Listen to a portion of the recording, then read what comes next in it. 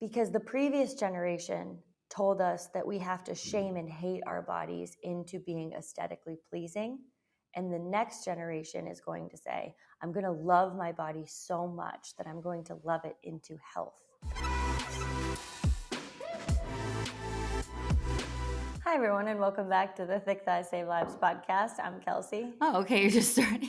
I told you I was starting. I'm just here for the ride. I'm Rachel, and I'm just here for this wild ride of what are we on to? Are we on 280 yet? Somewhere around there. We had quite a few podcast episodes. I had to start our recording because sometimes Rachel and I just get talking and we're like, you know what? Jesus, take the wheel. Jesus, take the wheel. We're just gonna turn it on and see what happens. Oh, it's a weird day. It's a weird day. You're in Mass, and look at it's so reminiscent. Your lighting is great, though. Isn't it? These girls have it figured out. They set up these lights so nice. They have it worked out. They've got it down to a science. Do you Me miss left Lucy? on my own. I do miss Lucy. I got this fake gal back here. Yeah, Lucy's thriving. I also find myself like going into other people's houses and being like, "Oh, you got a plant there? I got a plant." Ooh, such a weirdo. Yours looks a little dry. Mine's watered perfectly.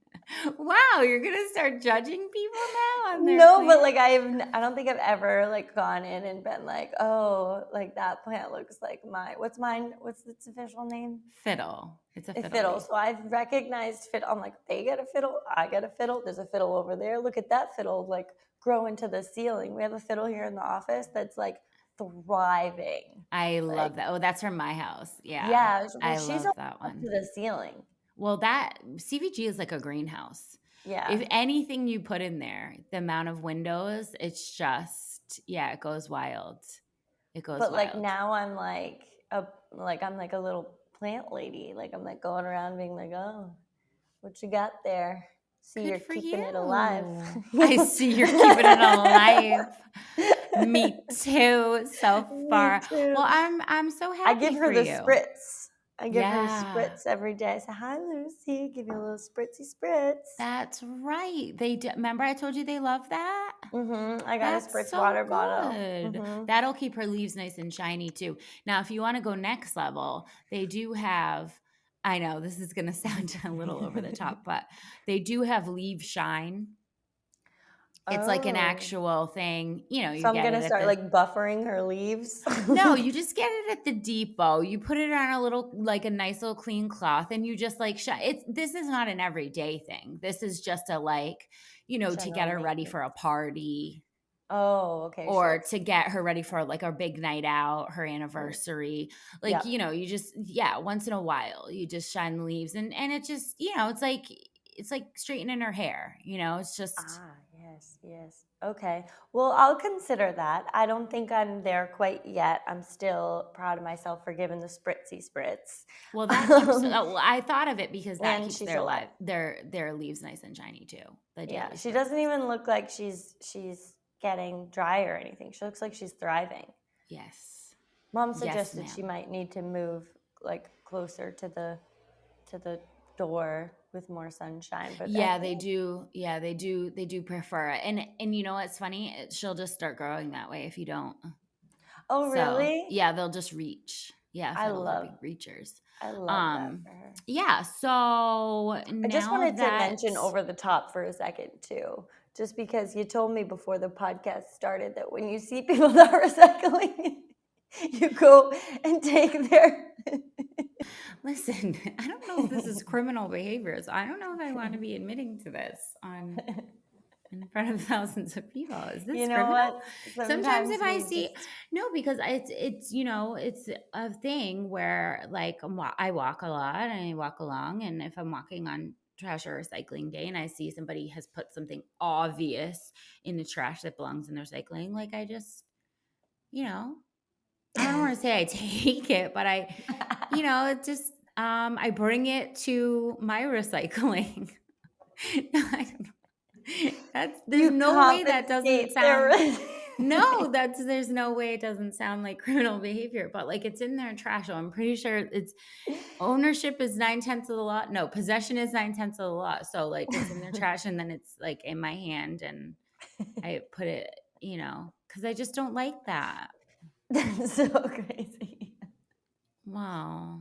You know I what? But just I'm so proud of you. I won't do Sometimes it with cardboard. some I people said to out you, I there won't doing do it. it with cardboard. Like, if people have cardboard in their trash, I'm like, "Oh, that's a shame," but, like, I know that's, eventually gonna dissolve in the rain and it will become one with the earth, but I can't just look at the plastic on the top of your trash like that. If it's on the top, I'm not gonna dig. If it's on the top, I'm saying. Oh If my it's just on the god. top, I I'm can't believe you made saying. me say this. It You sounds so know, much crazier out loud.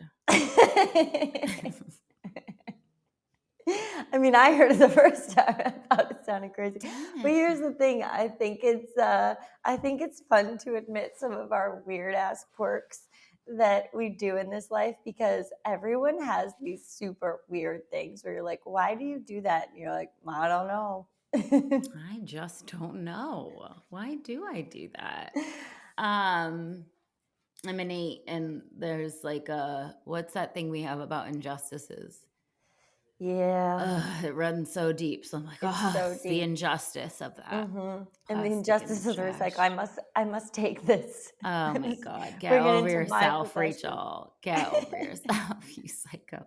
Okay, so I'm really, really, really excited about today's pod. I think it's arguably one of the most important topics that we have done to date, because we talk to you guys, our friends, every week about the behaviors and the thoughts and all of the things that go into having a healthy relationship with your body and your nutrition. And what we really want to focus on today is how to, we talk to you guys a lot about healing yourself. And now we need to pass that on to the next generation. We need to leave them better than we found them, similar to me picking up. I'm just trying to leave this place better than I found it. And here's the thing, looking at the studies that have been done on future generations, right now we have some problems that we need to solve if we want the young girls coming up to have a better relationship with their body image, with the food that they eat, with exercise. We need to do better, because I don't love what I'm seeing from these studies, to be honest. I definitely don't love what I'm seeing from these studies, but I also want to acknowledge, I'm going to say something real quick. Millennial women, you're freaking doing it.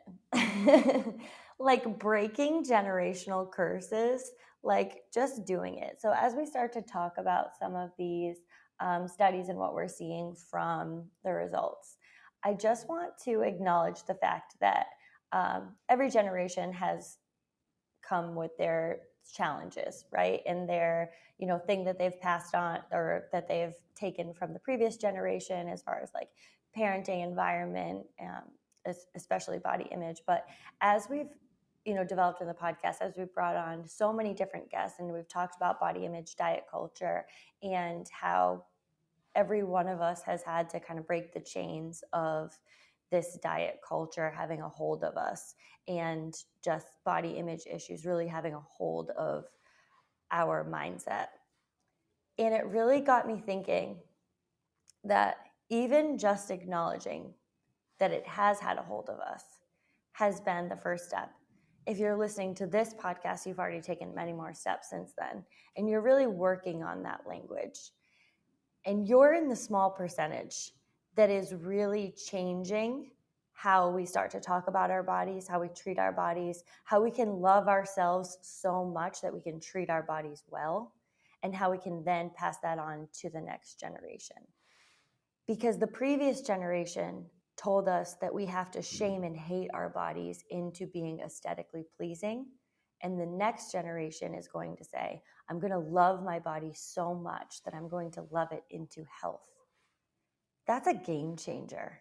Game changer. Imagine, and like you said, there's no one I would more entrust with this task than millennial women. They are like, Dude, they are the ones. I mean, the things that we are seeing in parenting is it, like you said, these generational, really deep traumas are just being absolutely, and it's huge work. It's huge work, and it's huge there's work. mistakes every day, but the commitment to do better. There's no Mm, one I entrust more with this goal than millennial women. And I know that, when we speak to women about the importance of this, they totally, totally get it. And that's why I think today's podcast is so important. It's just another reminder, and we're going to back it up with, all these studies, another reminder of how important you are to how the next generation of women feels, looks, talks about their body, and how much influence you really have on yeah. that. And today's podcast, we're going to review a study done on 5-year-old girls. And the reason we chose this study is really to specifically point out the how early this starts.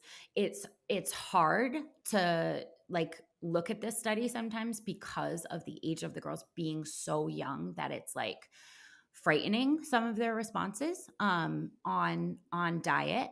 But it's also important that we like know that this doesn't start at 10 years old, where we start saying to girls, hey, how about how about those body image norms, right? Like, down with that. And that shit, we got to break that. Like, they're listening at 5 and they already have ideas. And I think that's why we chose this study, is to say that there is no point in which you can't be paying attention to the messaging that you're sending. Yeah. Well, as surprising as the language that they were using, some of these like 5-year-olds, 6-year-olds, 7-year-olds, as surprising as some of the language they were using around diet culture, body image, as surprising as that was, it really wasn't, because like when you look at kids at a really young age, they're just like constantly being a sponge, and they're picking up everything that's around them. They're mimicking it. They're looking at how you tie your shoes. They're going to tie their shoes. They're looking at how you walk, what you wear, like all of the things that you're doing. And that feels like a tremendous amount of pressure for a ton of parents, because you're like, oh, Jesus, can I do anything?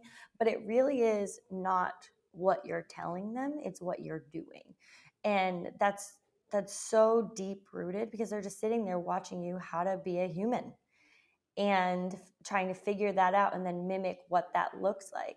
And for a lot of young girls, and not to dismiss the experience from young boys, but as you'll see from some of the studies, it's just not affecting them quite as much.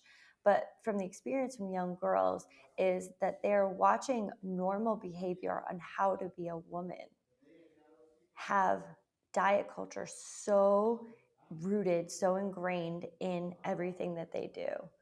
What are you eating? How are you talking about your body? And like that is just like, so how to be a woman is, diet culture is just like threaded in with all of that. You're so I right. I watched this video, I was it was asking, this was like just a funny one, I'm sure you guys have seen it on the internet. It was asking some different kids what they would change about their body and when they were very young, and the age range was different. They had as young as 3, but they had as old as like 9 or 10. And they were just asking kids like, what would you change about your body? And I believe it was in the UK. And the answers that the kids came up with was so amazing. It was like some of them wanted a tail, some of them wanted wings. Like, I think that I would want cheetah feet so that I could run so fast. They came up with all of these crazy things. And some of them even said like, nothing. I love my body the way it is. And it was just so pure that I wanted to share that aspect of it too, because they flipped to some of the adults, and asking the same question. And the answers were so much less interesting. So much less interesting and so And much that's more what conformist. Is that ugh, really what you want? Is that really what you would change? You could have cheetah feet and you're going for a smaller nose? this is what I'm saying. My mind, I sat there and looked at it and I was just like, these kids' answers. There's one girl, I want a mermaid tail. And she just was Yes, so sis. good. I was like, that would be great. I was like, a mermaid tail would be awesome. But then, like, you get to the adults and they were just like, my stomach fat. Or like, and it was just like, ugh. The have we just Have you walked? heard of mermaid tails or Have you heard not? of mermaid I tails? mean, do you know about X-ray vision? Like, we have to have a talk. We Your have to have a belly talk. fat? I mean, my God, you could have wings. I'm saying. Jesus. Yeah, I think, like you said, parental behaviors is really what we want to discuss on today's pod, and are they correlated with, health compromising diet behaviors that later are going to affect young girls? We're going to give you examples of how mothers in particularly can positively and negatively affect their child's body image. It's not um one of those things where like the kid is born with the body image and like you had nothing to do with it, and Mhm. these are things that are developed so early on, and that's why we wanted to look at the 5-year-olds, because you are constantly modeling health or you're modeling unhealthy behaviors for your children, and you have to decide, and I know it's a lot of pressure, Well, I also but just want to say, like, a lot of people, as they start to hear this, are gonna, think about the size of the child's body is going to depend on their no, like body image and whether they will develop like a body positive body image or a negative or air bunny's like a negative body image, and that's just not true. not true. And the body image that's developed mainly in childhood and adolescence is the experiential representation of one's appearance. So, like, that is how you experience your appearance. And it it does not match the objective or physical reality of the body. So, like that, it actually has nothing to do with the actual size of your body Nope, or the not actual at size of all. a child's body and like where it fits. That doesn't have to do it. It is the experience of, that's what body image is. So how you experience your body and how you write your story. And we can really conceptualize this with thinking about how people have written their story at such a young age. I am this, I am this. And you hold on to that for so long throughout your life. And it's funny because we hear it in different ways where like someone will say something like, well, I just have like really large feet. This has happened to me recently. And I was like, your feet are totally like a normal size. Like they're like actually like an average size woman foot in the US. Like, where'd you get that? But like at one point in like this person's development, she had bigger feet than the rest of her body. She grew into this body and she at one point internalized that story. I have really big feet. That carried her into her 30s. Like, we're like, no matter what evidence, she's a 7.5. It's literally the most common foot size like in the US. All the size And 11s are like, what? exactly. And I'm sitting there and I'm like, no matter how much evidence throughout all of these years has literally backed up the fact that you have very normal sized feet. At one point, you wrote a story of this is what I am, and you kept that. And your experience has been that. No matter how many times you walked into a store and said, damn, they don't have my size again. Oh, it's because the most common size. Like, no matter what, like, we're still retelling this story. And that story is just so important when it comes to body image because it's developed at these childhood and adolescent ages that, like, once we decide that this is our story, it's really hard to break it. And so many women are just like nodding because like when you have developed the story at like a young age, like it's been really hard to break out of that. And we saw that when we started telling women, you're an athlete, you're working out, you identify as an athlete, like this is who you are. And I never thought of myself as an athlete. Since when did that decide for the rest of your life whether you could be something or you couldn't, or when that was your story and you had to just reinforce it? It's so wild when you think about it. And it's almost double the work because you could be fighting against a story you made at ridiculously young age, like 5, about your body image, simultaneously as fighting against passing that on to your 5-year-old daughter. Mm. And so it's a lot of work. It's a lot of work, man. But that's how generational trauma is, you know? It's kind of Yeah. a lot of work. But like, you have to know that the work is worth it. And you also have to know that working on yourself as a model is really truly the way. And the things that you say that you're not modeling, right? The right things to say, those just are not as powerful and as strong because they're similar to affirmations. You know, when you're saying Yes. those things, your kids know when you live it and you truly believe it, and when you're just spouting bullshit. So that's why it's really important to do the double work, not just say the things like, oh, we love our bodies just the way they are. Mm. Why aren't you eating dinner, mommy? Mommy's on a diet. Like, okay, so like Because I those, can't get rid of this belly fat. Like, follow it up with like what the actual actions are. So like we can, it's the same thing as mantras. Like we can go in and say like, well, we just love our bodies the way that they are. And you want that so bad for your kids. So you say that over and over, but your actions are really counteractive to that. Your yeah. actions are when you're standing in the mirror pulling apart your body, or when you're looking at the imperfections, or you're talking about your cellulite, or you're talking about, you know, how you just need to go to the gym because you've gotten so fat, or you need to stop eating so much because you're out so fat. Like that, when your actions aren't matching what we actually want, it's irrelevant. I I just want to say too, and I know that you hit on this briefly, but I just want to reinforce it that the reason why we chose this study of 5-year-old girls um, is because girls are disproportionately affected by this messaging. And that statement does not mean boys are not affected.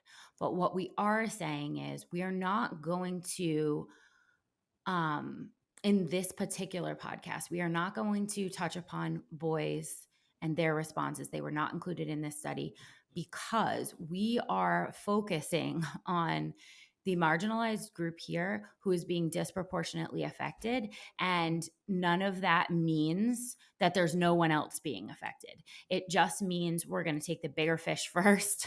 Yeah. and, you know, I experienced this idea this weekend. I had my mother-in-law in town. She was visiting. And first of all, I just want to put out there that like I have a health and fitness podcast. I have for several years. I am, you know, the owner of a fitness company. People understand what we stand for.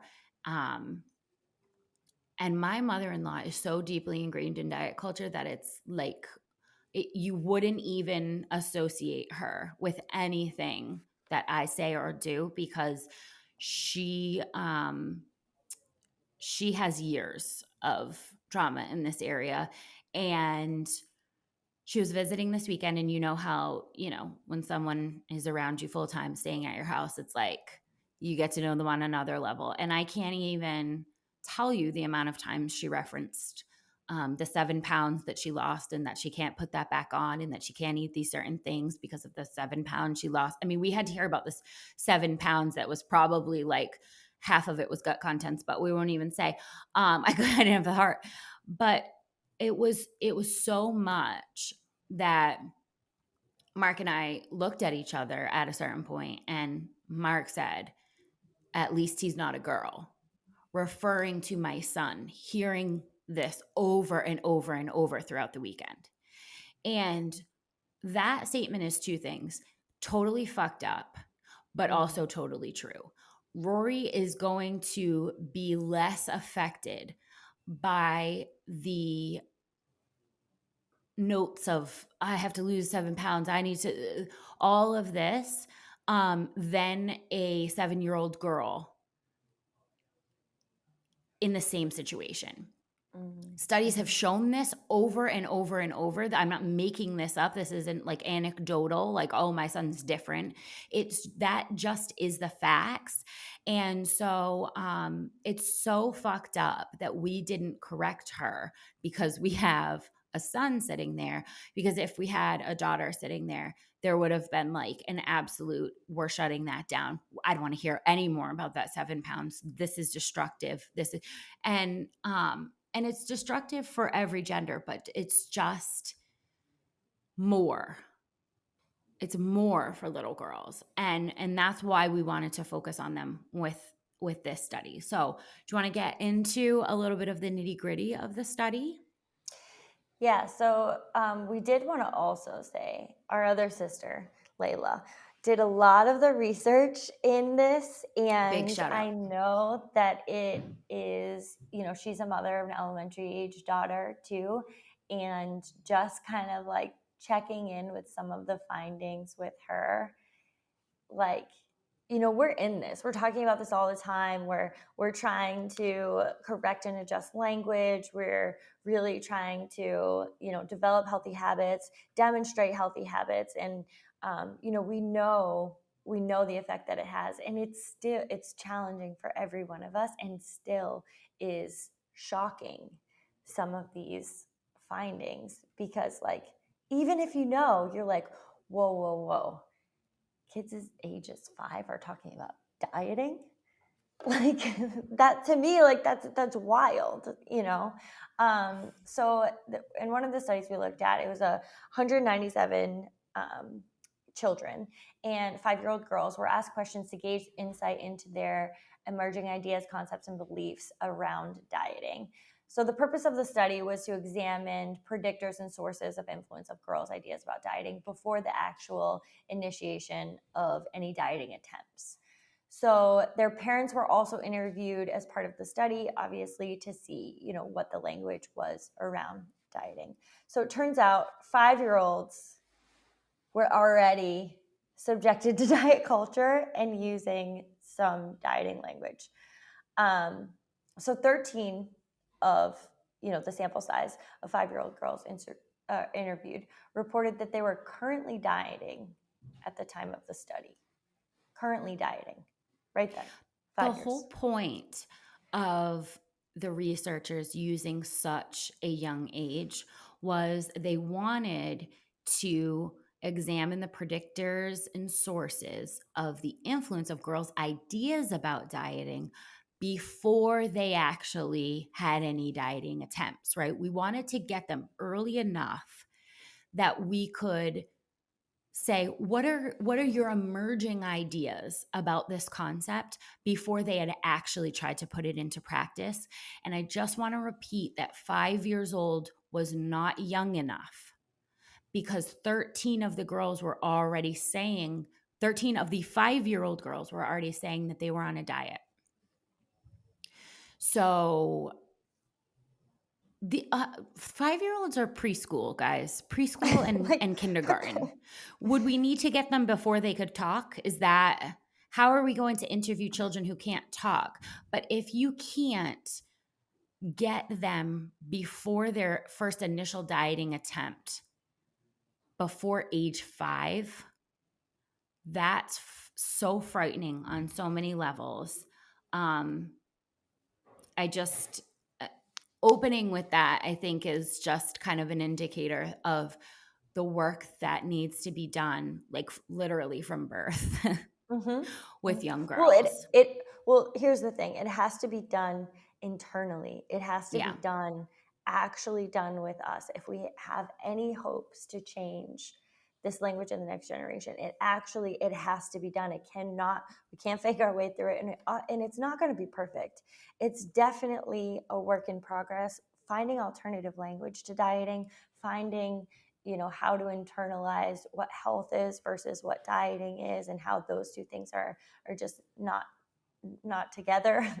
They don't coincide at all. And so I just want to say, like, the term dieting in the study refers to like a wide range of behaviors and strategies for weight control. So they either promote health or increase risk of for health problems. So this is, a wide range of what we're talking about as far as dieting. But when it comes to like this, the phrase is for weight management. And none of weight, okay, weight and health are not the same, right? We've talked about this so many times during the podcast. We've built our whole, messaging around it.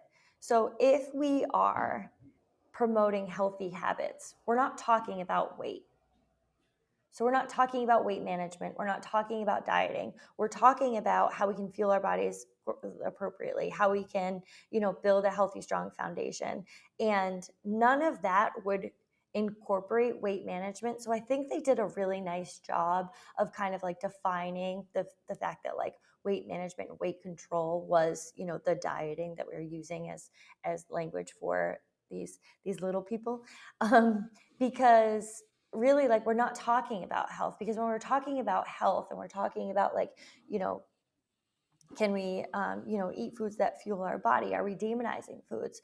Are we just are we talking about how we're going to build a healthy, strong body? It's going to run fast, it's going to jump high, it's going to take you through this amazing life. Like, none of that is weight management.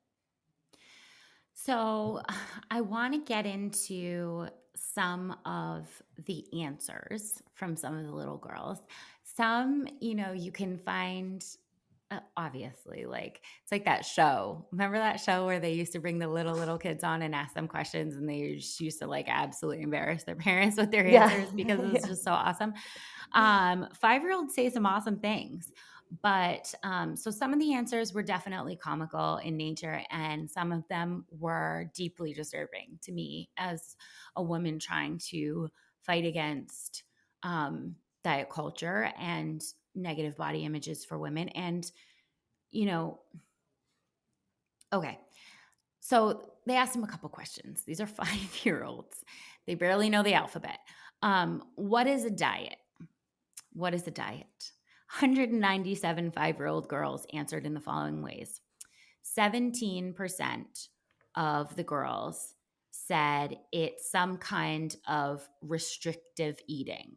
They didn't use those words. That was categorized by the Researchers. interviewers, Mhm. the researchers in this case. So if they said something that had to do with restricting your eating, it went into this category. So that was 17% of them. 8% of that 17 said you can't eat at all. That's a diet. There's no more eating for you. You're all done. Sorry about that. It's crazy. 7% answered that it was a way to get skinny or to lose weight, and 55% said they did not know what a diet was. So only 1.5% said that a diet had something to do with exercise. So it's very interesting that a couple things I'm drawing from this. First of all, let's go with the positive. 55% of 5-year-old girls studied did not know what a diet was. That's great. That's great. 100% I would like. That would be my goal. But 55% didn't know. The 1.5% that said it had something to do with exercise, two things could be at play here. Perhaps we have a mentality being pushed down that diet is dissimilar to anything having to do with health, because I think if you ask most kids that are 5, how to be healthy, they would probably say something about exercise, right? I mean, that's a pretty common answer. I'm just guessing here. But when you ask them about diet, it's a very, very small percentage that associates it with exercise. So I thought that was really interesting. And the other thing that I thought was really interesting was the large majority of kids who did know what a diet was noted that you had to restrict your eating in some way. Not that you were, eating healthy food, that it was going to be less food or even no food at all. It's just that eating's done for you. Sorry about that. You're on a diet. We're interrupting this podcast to tell you about the coolest leggings that have ever been on the planet ever. And if you are going to try to crush this new year, you need them. Why are you laughing? You You need sounded like that kid. Have you ever had a dream where 'em. have you ever tried the best leggings and then they are sweat-proof? No, it's so true. Sweat proof, squat proof. They are so freaking comfortable and they have pockets. If you're listening to this podcast and you're not currently wearing our leggings, I gotta tell you, you are missing the boat, sis. You're missing the boat, and the thing is, most people don't know as they start to get new leggings that not all leggings are created equal, Oof. and you don't know that your leggings are see-through until you've been wearing them for a month at the gym and someone gets up the courage to tell you that they've been seeing through. Our leggings never see through, completely squat proof, sweat proof, and they stay up while you're working out. So grab a pair for this new year at constantlyvariedgear.com. Mm, mhm. I also thought it was very interesting that there was no when referring to like a diet, there was no real positive. Honestly, there was no real positive answers about a diet. Right. I mean, maybe the 1.5 saying it was something to do with exercise, like maybe, but aside from that, any answers that acknowledged what a diet was had to do with restrictive eating or ways to lose weight or get skinny. None of them had to do with um, any ways that we like fuel our body or like eat good To food or feel eat the something best, to like that, sleep to feel better. best, to Right. run faster, Yeah. thinking about things that like maybe a 5-year-old would say, like thinking about like, oh, so that I can run really fast or something like that, where you think about like some more positive answers to, what you're consuming. But they definitely all had to do with weight loss. They all had to do with restrictive eating. Very interesting.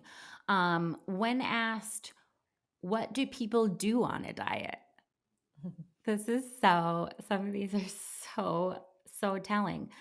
All right, so we're going to categorize the answers under either modifying your eating behaviors or restricting your eating behaviors. Most of the answers fell into those two categories, and then we're going to like break those out.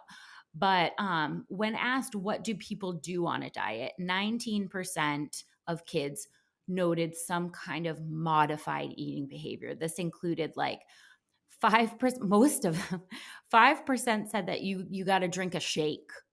When you're on a diet, it's liquid only for you. They said something about that you had to move to drinking shakes for some reason. 3% of them said that you have to drink diet sodas in order to be on a diet. And 4.6 of them said you got to eat more good things or healthy foods. So, out of the kids that noted modified eating behaviors as what people do when they're on a diet, more of them said that you have to drink a shake than said that you would want to eat more healthy things. Mm, mhm. My God. My These God. detox teas have taken over. I mean, are we surprised? The marketing is so strong in diet culture, and it's just like if you find some way to eat a shake to get skinnier or lose weight, like combining both of these answers, right? So, like, somehow you have some type of restrictive eating, you don't eat it all, or you eat a shake in order to get thinner or lose weight. Like, combining those, that's essentially what's happening. Which is like like really like break it down, like that is diet culture though. These are brilliant answers because like that is diet These culture. are brilliant answers because I think that most adults would answer in these same ways. I'm not joking. Yeah. They're not getting these answers from nowhere, right? I feel like if you did the same poll and you said, what do people do on a diet to most adults? I think a very similar amount would say, you got to start on a shake. Yeah. Eat Yeah, you less, gotta, get on a yeah. shake. Yeah. Um, Now, when asked what do people do on a diet, 18% of the answers went under the restrictive eating behaviors. So modifying your eating behavior is things like, okay, I'm going to drink a shake instead of a meal. I'm going to drink diet soda instead of regular soda. I'm going to add more good things, healthy things into my eating regimen. But restrictive eating behavior had responses like 8.6% of the kids said, you don't eat anything. That's what people do on a diet. They don't eat. They also said that you cook for your kids, but you don't eat that food, Mm. which I think, again, this is see it through their eyes, right? Yeah. So many women, when they're on a diet, will cook one thing for their family and then we'll sit down to a sad salad, right? The family gets to eat lasagna. And how come, Mom, you're not having any lasagna? I'm too fat. I'm on a diet. So I have to eat the sad salad. So, I mean, by 5 years old, this is already being noticed to a point that, 8.6% of the kids are saying that the moms just cook the food for the kids and then they don't eat it. 4.6% said you don't eat that much. You only eat a little bit. Mm-hmm. Extremely small portion sizes. And then 3% of the kids that were in this category said that you don't eat any fat. You Mm-hmm. have to eat no fat at all, less Mm-hmm. fat. So let's just break that category Keto is down. going to be so disappointed that they didn't say carbs. It's like, oh. They're going to up their marketing budget like 10,000%. They're going to be like, all right, how do we get to those 5-year-old girls? We want the answers to be no carbs. No carbs. Oh man. So these answers are definitely very telling, and they just have nothing to do with what you have told your kids about a diet. And I thought that that's really where I wanted to highlight some of these answers, is because, like, a lot of people will say, like, yeah, well, I go on a diet, but I tell my kids, like, you don't need to worry about that yet, or like, that's not for you, you don't need to worry about that. And that is honestly, according to these studies, absolutely irrelevant, because what you demonstrate and what you say are not matching up. And when little girls are looking at the behaviors of mothers, and I'd like to say part of the study did look at the fact that this is a lot of these behaviors are disproportionately affected by the mothers, and that the impact of some of the fathers is just not It ain't it. relevant. And I don't want to say, like, to the guys, like, you're not relevant. What I'm saying is that kids recognize when they're looking that these are two different bodies. And when we're talking about a body, I'm looking at this one because that body is what my body will eventually be. I'm a girl. If you have a girl who identifies as a girl and you see a woman, they're saying, like, I'm a girl and eventually I will be a woman, and this is what I will do. This is what my body will do. So when I talk about my body, it's in the language that my mom talks about her body, because that's how I'm going to talk about my body eventually. So, like, I don't want to, downplay the impact of, like, language that fathers can have.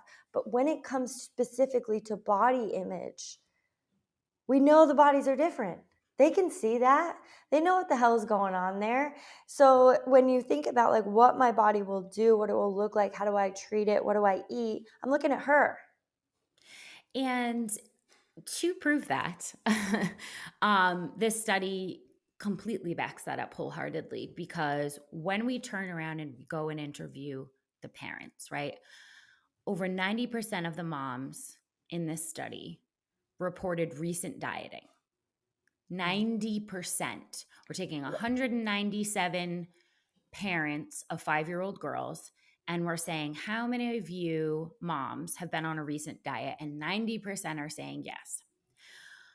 Most reported using both health promoting and health compromising diet behaviors. So we had women admitting to doing things that were health compromising, that they knew were health compromising. And we had women saying, no, I'm dieting in a way of I'm trying to add more exercise, or I'm trying to add more healthy foods and health promoting behavior. So it was both. But compared to the girls whose mothers did not diet, girls whose mothers reported current or recent dieting we're more than twice as likely to have ideas about dieting. So, I mean, obviously, right? Yeah. Obviously, you're Mhm. modeling the behavior at home, and then they're forming their ideas about what you're modeling as far as that behavior. But when we look at this being 5-year-olds, that's where I think it starts to be an aha moment, because of course I think people are thinking, of course, your 9 and 10-year-old um is modeling, what your behavior is and trying to look to be a woman, and like little kids, they're not concerned about that. They're not paying attention to that. They're playing with dolls, and they're, sucking their thumbs and watching freaking Coco Melon. This is the age, guys, that we're talking about. And actually, they're more than twice as likely to already have ideas about dieting if you've reported recent dieting. So it's got to be in your mind that from birth these girls are super impressionable when it comes to these areas. 100%. I do want to hit on like, how can we adjust this language? Essentially, what does it look like? But not even how can we adjust this language, but how can we adjust some of the behaviors? And I think that coincides with how can we adjust some of this language. And I know you guys you're here, you're listening, you're in the 3%. You know what I mean? Like, you're already there, and you're already working on your inner dialogue, and you're working on so much when it comes to promoting health and kind of like undoing all of these um, behaviors that have just been so historically detrimental to your body image. I know you're working on your body image, and I know that you're struggling with what the language looks like of how can we adjust this, and how can we really start to ingrain it like in our minds to really change that over from diet culture to health promoting and changing the body image issues. And the first thing I'd like to acknowledge, what Rachel kind of brought up at the beginning of this episode, is that people in your life, and God, we know, our mothers have had body image issues. Our mother-in-laws have had this language that, is really difficult to change or adjust or, to really work on. And that's going to be, on repeat. And that's going to be a battle in its own of like, how can we address some of that? And how can we talk about the fact that like, no, we don't talk about our bodies like that. We don't talk about dieting like that. We definitely don't reference weights in that way, because that is not promoting health behavior. That's promoting, body image issues. That's promoting eating disorders. That's promoting this disordered thinking that leads to eating disorders. And telling people that the language that they've used throughout their entire lives is essentially promoting eating disorders is a really difficult conversation. But if you can have it honestly, you can recognize the fact that most people have had some form of an eating disorder several times throughout their lives. And we are hoping to stop that here. So, in order to do that, we have to try something that we've never done. And we have to stop that same language that we see from generation to generation, where we constantly talk about our weight, where we constantly talk about our thighs and our cellulite and our midsection fat. And we talk about how we have to diet and how we can't have that food. I know that's delicious and I really want it, but we can't have that. And we have to reframe it into the choices that we're making being for health. There's not good food, there's not bad food. We're not saying like this is I'm being good, so I'm eating a salad. That's one of those. Let's stop that. You're not being good. So let's give an example. Let's say that you are going to feed your family lasagna, and you are choosing to have a salad for your meal for some reason having to do with health. Okay. Um Rather than, let's answer the question differently, right? So because Yeah. the scenario is going to continue to happen, it's really just about the response, I think, that makes the big difference. um Mommy, how come you're not having lasagna? Oh, mommy's body is really needing vegetables right now. And so mommy made a big plate of vegetables so I can get the nutrients that I need. Mommy's body is asking for nutrients right now, and this is what it needs. Mhm. That turns that whole, you don't have to, if you want your salad, have your salad, right? Mhm. But that turns the conversation into one about feeding your body what it needs rather than restricting it from the things it wants. And Mhm. I think that that can make a really big difference when it comes to ideas about dieting for little girls, being changing into things that their body needs rather than restricting things that it wants. And this whole thing then carries on because we have this whole entire patriarchy set up under this guise of that women can't actually say what they really want. They have to Mm. constantly be in need and desiring and lacking the pleasurable things that they actually want. This is like set up right from the get go with I can't have that food. Mommy can't have it. Everybody else can because I'm constantly in dire need of the pleasurable things and you guys always get to have them. And it changes that right off the get go. And it uses food, but like it can translate into other things. Let's give another example. Why are you exercising? Mhm. Well, I always think that this is a layup because these are the easiest ones Yeah. for me. Is like, but I want to use when it says like when I'm gonna say like because I love to feel good in my body, exercise makes me feel good. I would love to translate that into food as well. I Okay. need I would like to have this meal today because I'm gonna really feel good. And using language that describes how we are personally feeling is switching it up, right? Because like we're constantly, kids are in a developmental stage where they're looking to identify what they actually are feeling, what they want, how to express their feelings. And when you are demonstrating that and saying like this makes me feel good, exercise makes me feel good, this meal is going to make me feel good today, you're turning that into like these are the things that I've identified will make me feel good. What are the ones that make you feel good?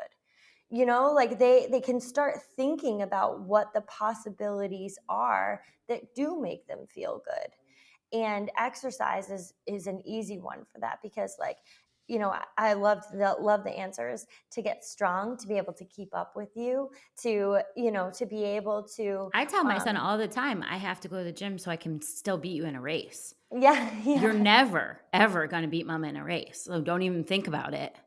And Rory is, I mean, an exception in a lot of ways because he has been around a lot of his language for so long. But he gets in his mind, he was at one point training to beat me in a race.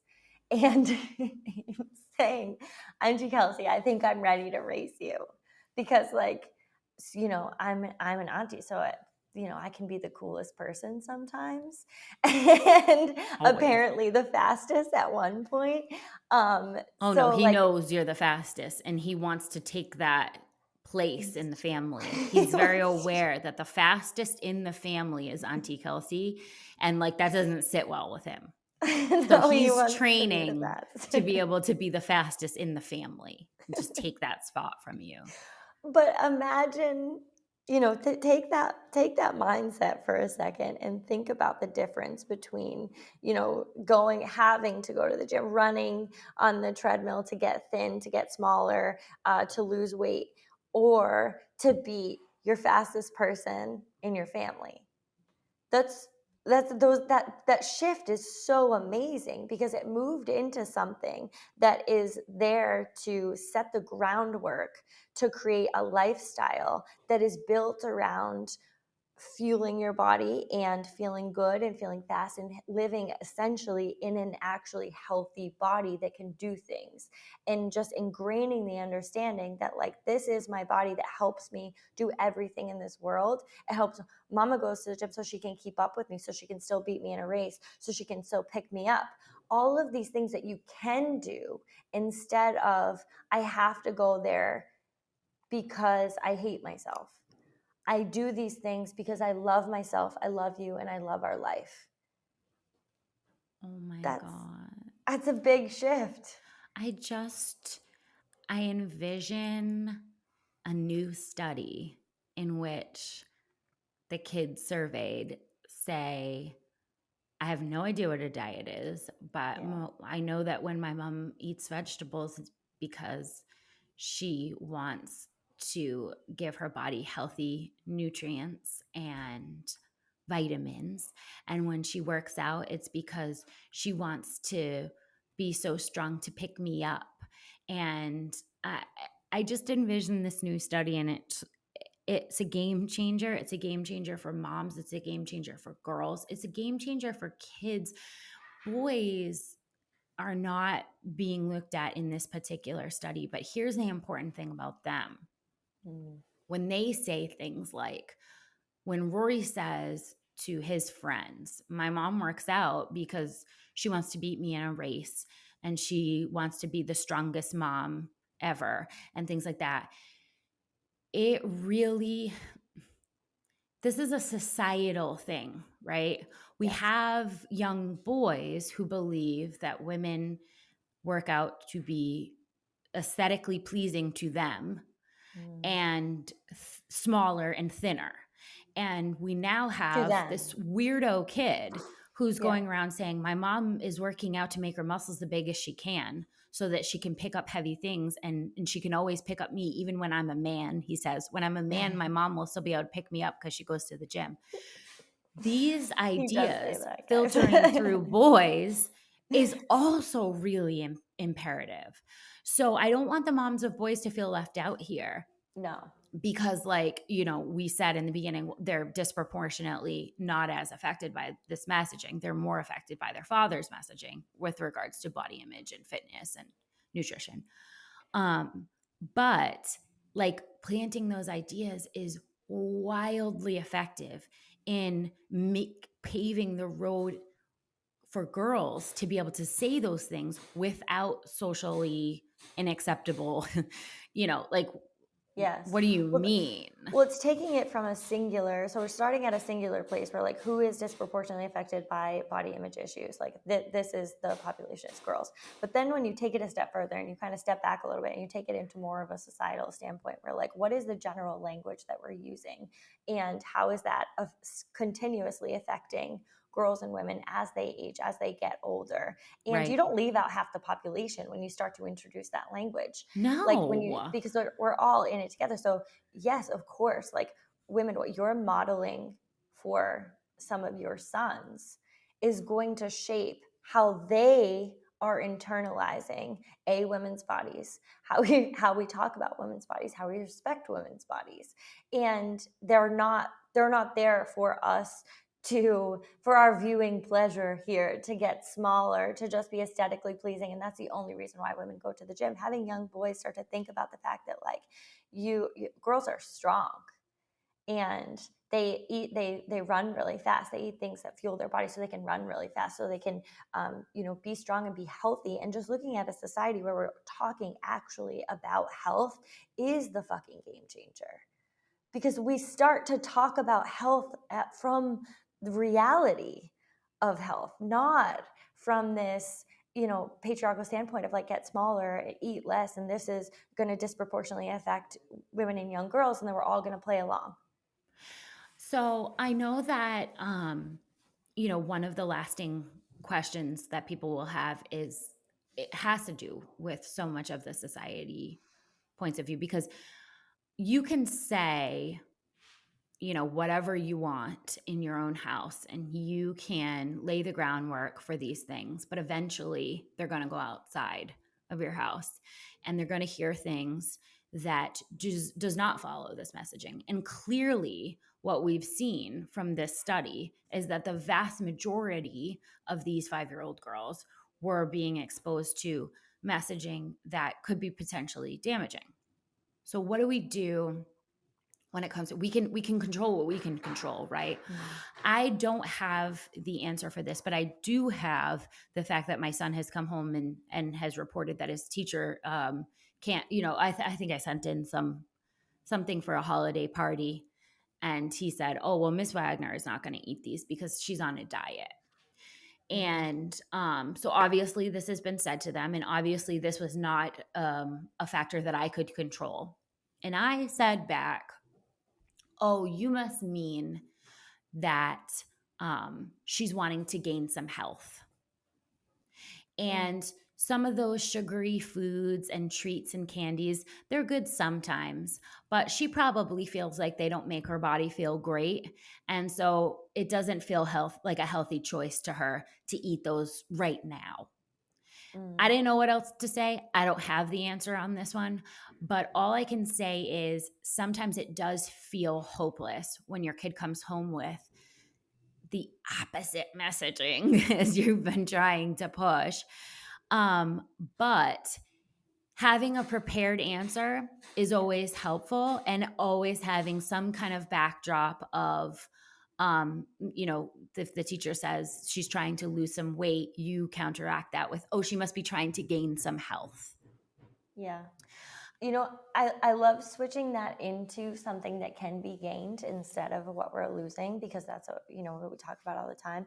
And I really feel that if we can continue to structure how we're talking with how I feel, it's only beneficial for the kids to understand that, because we tell this about them when they're trying to navigate all of their emotions. How do you feel right now? Just because everybody else is sad doesn't mean you're sad. How do you feel right now? So how does this food make you feel? How does this type of thing make you feel? And as soon as we can start to like develop some ownership and some management of our feelings, then we really incorporate the fact that like the foods that we how we treat our body is based on how we want to feel. So we're making a choice to like, I want to feel good and this makes me feel good. It's such a different landscape when you turn it into a choice and not this,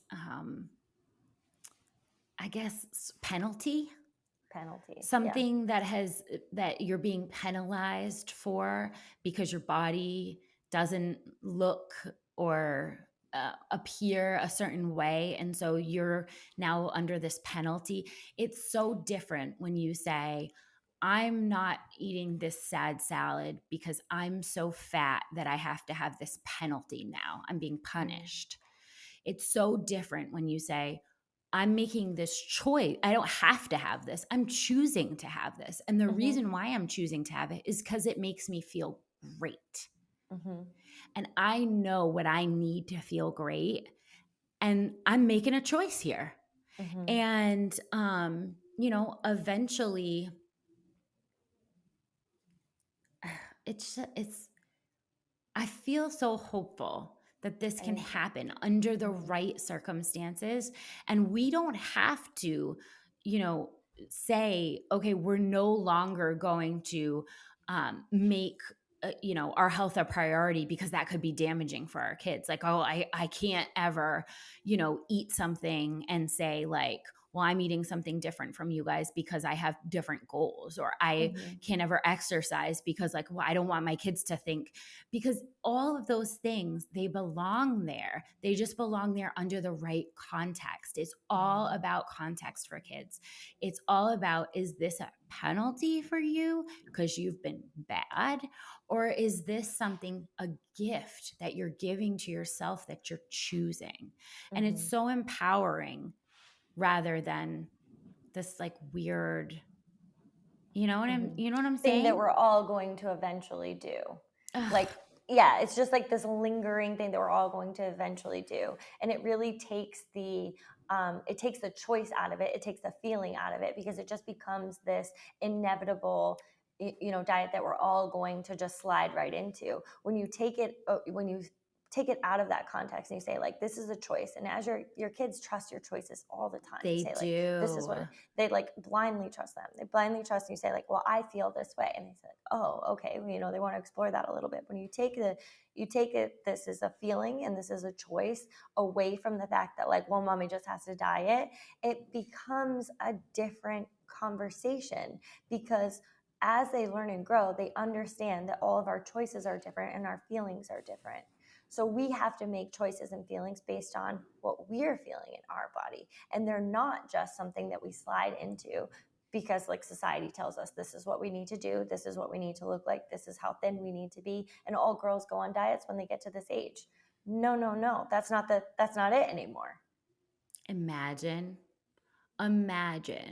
a whole entire group coming up that said like I make decisions based on of what how much I exercise and what I eat based on how I feel and not based on how everybody else feels. Yeah. Whoa. Whoa. Doing it. You guys, I know that some of this has been difficult to hear when you think about kids that age and you think about some of those responses. It is difficult to hear, but it's so necessary. And I hope you guys can go out and use some of these strategies on you don't have to be a mom of girls. That's the thing. It's Mm-mm. everywhere. It's literally everywhere. So I hope you can go out and find ways to just plant these little seeds because as we talked about with Eileen, like, you know, it's the seed. It's just the option being Mm-hmm. there sometimes. That's enough. You don't have to go on a soapbox. It's just that little seed saying, like, hey, there's another way. Mm-hmm. And people are going to grab for it. Little They girls will. absolutely are. They absolutely are. All right, guys, we love you. Have a great week.